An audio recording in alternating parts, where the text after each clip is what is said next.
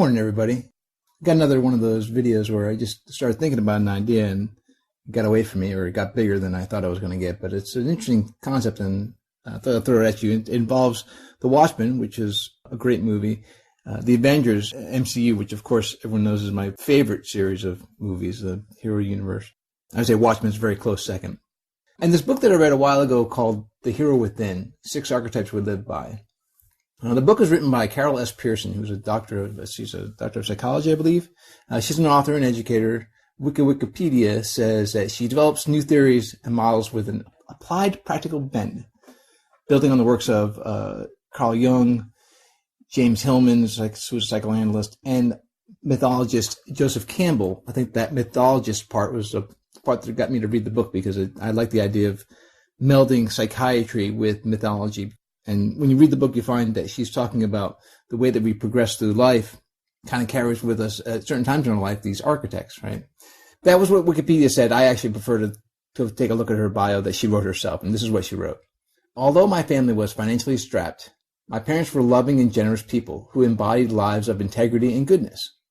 Perhaps for this reason, I often felt bewildered about the world around me, inwardly pondering questions like, why do people do the things they do? Why can't we all get along? Why do countries get into unnecessary wars when they could work things out? Why can't our politicians stop attacking each other and address the problems of our country? All these questions, I think, are questions that I know I've asked myself over and over and over again, especially as I was coming up and wondering why the world is the way the world is. She also says, beyond this, I worried about how I could be myself, make a difference in the world, and still earn a good living.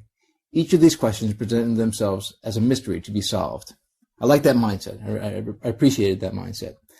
So the book was writing about, and I'm going to get to the movies in a moment here. The book was writing about these 6 phases of life, or these 6 archetypes that people go through. Now, not to say that you hit all of them, or really what she was saying is you weigh into one or the other at a certain percentage, and some people just never get to all of them. But let's look through them really quick. The innocent is that part of faith, and you have complete trust in something. It's really the childhood phase of life.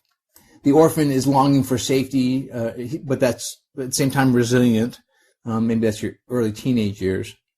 The wanderer, where you're struck out now, you're independent, you're exploring the world. Your late teenage years, you go out and go to college for the first time.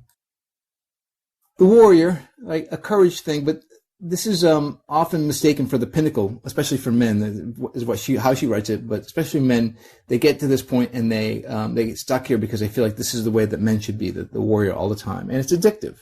But that's probably in your 20s as a man. I know I can relate to that myself. Then the martyr or the altruist. It's said 2 different ways, but basically meaning the same thing: sacrificing yourself for others. And this happens, of course, during your family life, your parenthood, your 30s and 40s, when you're saying, I'm going to put aside my desires for what's best for my family. So, and then the wizard, where real power comes from knowledge and being sage. This is the elder part of people's lives. But again, this isn't for everybody. Not to say that you die before you become an elder, but just some people don't get the mentality of, I should be learning more things and then passing that knowledge on to other people. I've always said the real meaning of life is to learn a bunch of stuff and then teach it to other people. That, to me, is what life is about. So 6 different phases of life, or 6 different archetypes in Dr. Pearson's book. Then I thought, well, how does that match up? Like the Avengers movies, everyone knows I love them, right? And I've loved them since they first. It probably came about maybe the time that I saw Captain America, and I was like, Iron Man 1 and 2 aren't just one-offs; they're building something bigger. And actually, for my money, or I would say I prefer Captain America's mindset to Iron Man's. From the beginning to the end, I've loved this whole series. And that moment when they all assemble for the first time, I know I let out a little squeal of glee, just because it's such a great movie. Joss Whedon is an amazing director. I've been collecting comic books since I was 14 years old, and I think that they, for many reasons, are the reason why I believe the things I believe, or maybe overdeveloped sense of right and wrong. Some people say, I should be more wavering or more forgiving of the way the world works. But I don't know. I kind of like the idea that comic books give a sense of morality, or they did back then. I think I haven't really read comics on a regular basis for a number of years. But back then, to my little teenage mind, they made the world make sense. And then, of course, I'm a huge fan of collecting art, or at least I'm appreciative of great artwork, and you can't really say anything bad about artists like this. When they put the heroes together assembled like this, man, it's impressive stuff. I strive to do this kind of work, but it really is just a hobby. I don't know that I'll ever try to make a living off of it. But I do appreciate an assembly like this. So, that's the Avengers with 6 heroes. But there's another group that also had 6 heroes, and a great movie, too. And I've dissected this movie in my mind a number of times. But The Watchmen. I would say, I read the Watchmen series when it first came out way back in the early 80s, or late 80s, excuse me. I really appreciated this series. Alan Moore, of course, an amazing author. And I would say Dave Gibbons' art, I didn't really at first appreciate it until maybe the second reading, and when I started noticing, he's putting a lot of things in the background. Like, I didn't notice Rorschach in the comic book in the background holding the sign as, dressed as himself. I didn't recognize it until the second reading. And I was like, oh my gosh, Dave Gibbons is amazing because he put all this stuff in the background. And then the movie came out, and they said the movie could never be done. But I think they pulled it off amazingly well. I mean, they've caught some of those images from the comic book so directly and did it in a way that's so seamlessly. I'm not the biggest Zack Snyder fan, but I can't fault him for the way that he handled this movie. You've got these 6 guys, and when I think of the movie and I think of the way that Alan Moore being from England, I would say he's a cynical kind of person. He had these 6 different characters representing the different personalities of the American mindset. I think he was looking from England over to the United States and said, this is how I see America in this way, right? I call it the fractured American psyche. The comedian is our militarism, right? Killing with abandon and laughing about it is how I believe that Alan Moore looked at our militarism.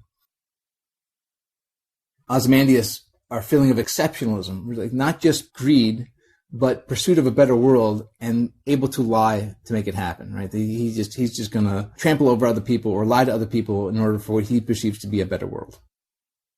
Rorschach is our critical thought, right? Which, of course, can come across as crazy to people who want to think in the mainstream or not rock the boat. Someone who's a critical thinker like Rorschach is marginalized. And in the movie, in the book, right, ultimately he ends up being powerless. Dr. Manhattan represents collective might, right? Powerful when we band together. Can be in many places at once, but ultimately is gullible and falls for the machinations of other people in the story. Night Owl represents our innovation, right? He's clever and helpful, but he also gets pushed around. That scene with the comedian, when he reflects on the comedian's passing, he shows that he kind of gets pushed around by the military. And he keeps close to critical thought, but he's challenged by it. Sometimes he has a hard time dealing with that critical thought, the way that Rorschach represents critical thought. And Silk Spectre, who is our passion, right? She's put in place to keep Dr. Manhattan satisfied. Is just the worst way of saying things. But ultimately, she's a caretaker. Even for her mom, she's a caretaker. She's spontaneous, but then again, in many ways, formidable, right? When she gets into those fights, she's power to be reckoned with. So once again, we got this group of 6 in the Watchmen, but we had this group of 6 with the Avengers. So I started by thinking, this is even before I even decided to bring in Dr. Pearson's book. How do these 2 groups match up with each other? All right, we've got the Watchmen. We all know their personalities and what they're representing to Moore. The militarism, the critical thought, those kinds of things. Well, how would the Avengers match up to those personality traits? Well, let's see. We said Rorschach was a critical thinker, can come across disheveled and marginalized. And that, to me, is the Hulk, or more importantly, that's Bruce Banner, right? He's a critical thinker. He often challenged Tony Stark and said, I don't know, this doesn't seem like the right plan to do. Ultimately, he gave in. That was a matchup I set up for those 2 personality types. The passions and the caretaker, I think, is pretty easily matched up. Not because of the femininity, although I think that's probably what both of the writers and directors thought. That the feminine aspects, the powerful feminine aspects of taking care of the team, being a mother figure, being a nurturer, just kind of falls to Black Widow as well. That innovativeness and everyman personality of Night Owl, I think, matched, in my mind, to the family man that was Clint, right? I think Hawkeye was, especially building into the family line, which of course ended up being a very smart thing to do for that part of the story. Super powerful, right? And everywhere at once, that to me ranked to Thor. You could have said militarism and Tony Stark, especially at the beginning parts of the movies, but I think that I more moved Tony Stark over to that sense of exceptionalism. He did, with the Ultron story, he did lie to the team in order to achieve a better end, hiding his plans. So again, I think that's a pretty fair matchup to say he's the Ozymandias of the Avengers. And this, I think, is the most interesting thing. the personalities of the two different movies, where militarism can be expressed as a cynical, I'm going to trample all over everybody and just kill indiscriminately.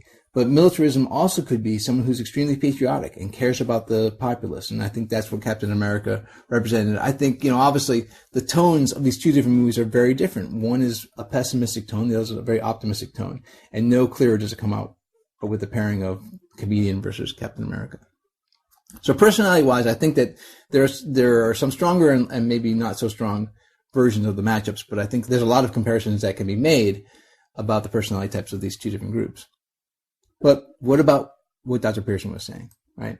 You've got these 6 categories. And my question became, do the matchups that I just created between the two different groups also stay matched up when you go to these different categories?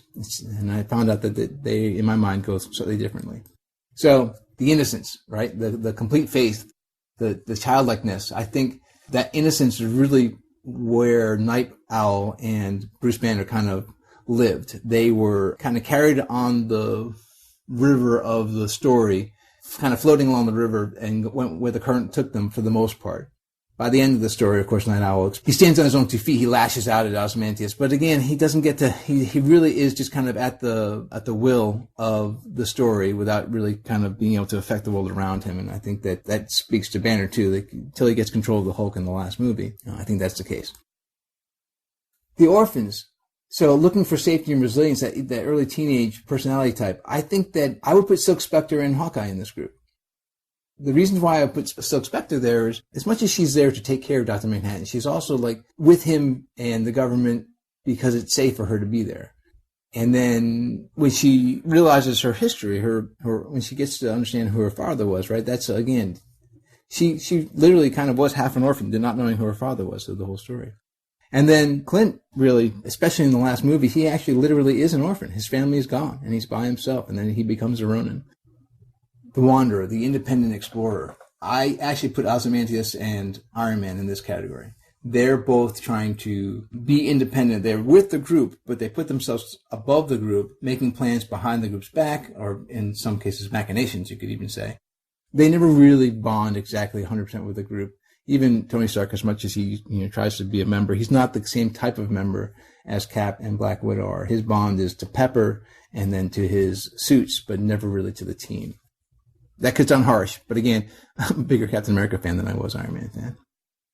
The warrior, right? Stuck at that age where you're just going to lash out, where you think you're being courageous, but it's just an addictive kind of love for the action. That's a comedian, and that's Thor, especially even Fat Thor. I think he's, like you said, stuck in that man-child version of I'm enjoying fighting, I'm enjoying the brawl. The altruist, right? The one who sacrifices themselves for others. I put, originally I had Rorschach and the Innocents, but that didn't really feel right after a while. I actually think Rorschach and the end of the story just kind of says, listen, you're going to either, as he lashes out at Dr. Manhattan, I'm going to tell the story whether you want me to or not, and I know that you can stop me, so go ahead and stop me. Go ahead and kill me, because the only way you're going to let this lie live is if you kill me. So he allows that to happen in a way. And of course, Nat, in the end of Endgame, sacrificing herself for the Soul Stone. Sad. And that part of the movie, of course, hit me right in the feels. So where does that leave us? The wizards, right? The real power comes from knowledge. I think, again, that in the case of the Watchmen, Dr. Manhattan has all that power, all that knowledge, but his disconnect from people for much of the movie, disconnect from humanity, is not fully attaining. He doesn't fully attain that wizard status until he understands that, Silk Spectre's father was a comedian, and that miracle that happens, that to his mind is a miracle. Human interaction is a miracle every single day, all the time. I mean, I appreciate that revelation. It was, I think, the one optimistic message out of the whole movie. And then, of course, Cap, right? Maybe not Cap, but maybe old Cap, right? That's the expression of elder sage. He lives a long, long life. And I think that moment, that's kind of what made this moment in the movie so perfect, was the idea that there was one of the Avengers who lived a long and sage life by the time it's all said and done. Old Man Cap, to me, is a perfect cap to the whole movie. So that's how I match them up. Innovation, right? Passion, exceptionalism, militarism, critical thought, and collective might. I think it's a pretty fair matching. It does differ. The movement kind of happened fairly. The only people I think that stayed the same was the exceptionalism. everybody else kind of changed their matchup when you look at them through Dr. Pearson's work.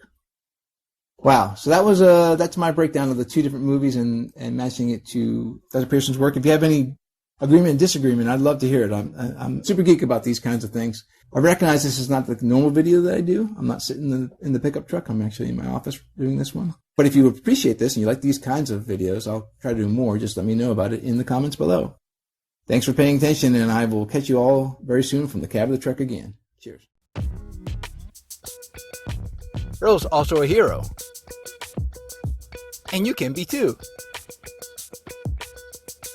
Check out the Earl as a Hero shirts in our threadless store.